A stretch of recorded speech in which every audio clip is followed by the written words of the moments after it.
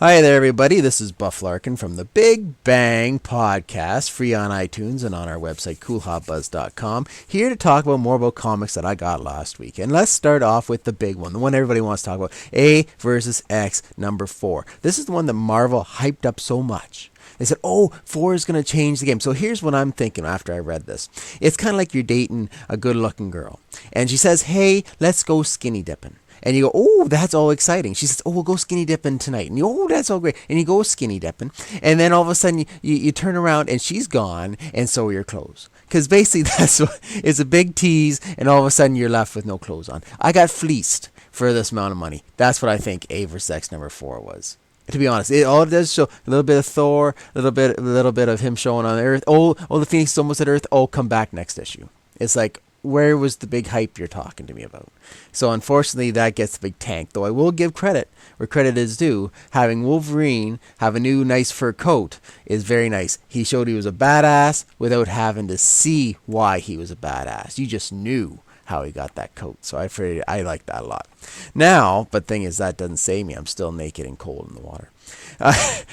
Wonder Woman number 9. Excellent issue. I thoroughly enjoyed it. I like the fact that Azzarello is dealing a lot with mythologies without, the family humping that comes with the old age mythologies.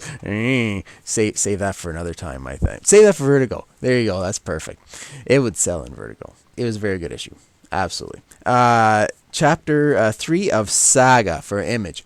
Beautiful book. I like the fact there's a present and there's a future talk. It all merges together, and you don't know where this book is going, and that continues to be so great. And in a world that we're templated with what we're doing, this is breaking some very good rules. So I really like that. That was actually one of the best reads of the week.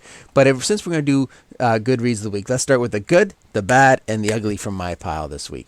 And let's start off with the good, of course. 605.1 of the Fantastic Four. My goodness. I thought this was going to set up, and I was excited. When I started reading, I go, we're going to have the evil read versus the good read. Bad Fantastic Four versus good Fantastic Four. Boom, boom, boom. But it just led into just another story to help promote his idea of the Council of Reeds.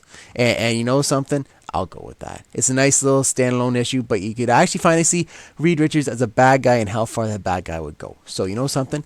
I'll take that any day of the week. Excellent read. That was my good one of the week. Beaten Saga, just by a little hair, but still good. The bad, of course, we're going to throw in Daredevil 13. It was unlucky for Daredevil. All the hype setting up this whole mega crime thing, and it just... That's pretty much it. Yes, I made that sound. The follow through for the whole thing, the whole setup, just to have him, okay, here, go give this back to Reed. Bah. And the artwork, well, I'm so used to the beautiful artwork. And then this one it's not bad, but it's not the artwork I'm so used to.